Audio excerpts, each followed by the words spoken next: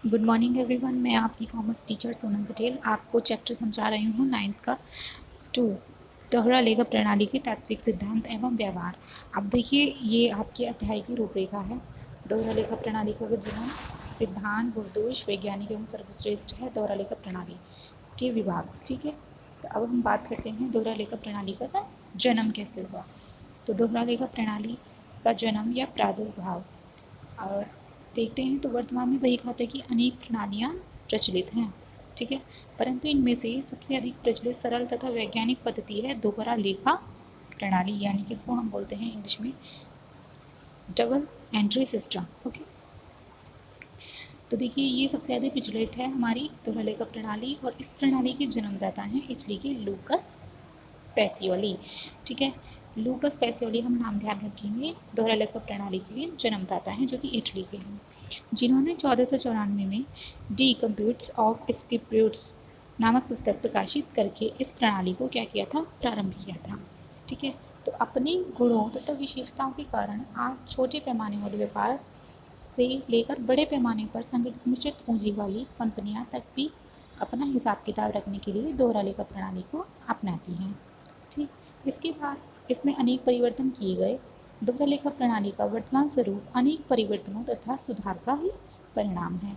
ठीक है, अब देखते हैं यहाँ पर एक आपका पॉइंट आ रहा है, यह भी जानिए, इसको मैं आपको समझा रही हूँ। दोहरा लेखा प्रणाली का आधारभूत सिद्धांत यह है कि प्रत्येक व्यवहार के लिए एक खाता तो हमें डेबिट करना होता है और दूसरा खाता हमें क्रेडिट करना होता है। इसके दो पक्ष होते हैं, यानी कि एक हमें डेबिट करना होता है और एक हमें क्रेडिट करना होता है, तथा दोनों खातों के दोनों पक्षों में ही रकम जो होती है, अमाउंट होती है, वो हमें सेम लिखनी पड़ती है। तो चलते हैं हम आगे। दोहरा लेखा प्रणाली का अर्थ क्या है। ठीक है, पुस्तकालन में दोहरा लेखा प्रणाली इस मान्यता पर आधारित है कि प्रत्येक व्यापारिक लेन देन का प्रभाव दो खातों पर पड़ता है। कितने खातों पर, दो पर पड़ता है। तो दोहरा लेखा प्रणाली बही खाते की ऐसी प्रणाली है जिसमें समस्त व्यापारिक लेन देनों को एक तो ऋणी यानी कि डेबिट और दूसरा धनी यानी कि क्रेडिट के दो रूप होते हैं तथा उन दो रूपों को निश्चित नियमों के अनुसार लिखा जाता है। देखिए इसको भी लिखने के एक रूल होते हैं जो कि एक निश्चित नियम के अनुसार ही हमें लिखते हैं। तो उदाहरण के लिए देखिए आपको एक एग्जाम्पल दे रखा है, जैसे यहाँ पर है कि 500 रुपये मोहन को दिए गए। इस लेन देन के रूप हुए, इसके लेन देन के दो रूप हुए। एक तो मोहन को दिए गए, ठीक है, तो पहला इसमें क्या हुआ, जो मोहन को दिया जाना था क्या, रोकड़ दी जानी थी, तो रोकड़ का दिया जाना और मोहन द्वारा रोकड़ प्राप्त करना। ठीक है, वो रिसीव भी कर रहा है। तो देखिए दोहरा लेखा प्रणाली के अनुसार दोनों रूपों का लेखा दो स्थानों पर किया गया। तो मोहन को ऋणी किया गया, ठीक है, मोहन डेबिट हो गए, तथा रोकड़ खाते को धनी किया गया, यानी कि इसकी एक एंट्री बनेगी Mohan debit to cash account.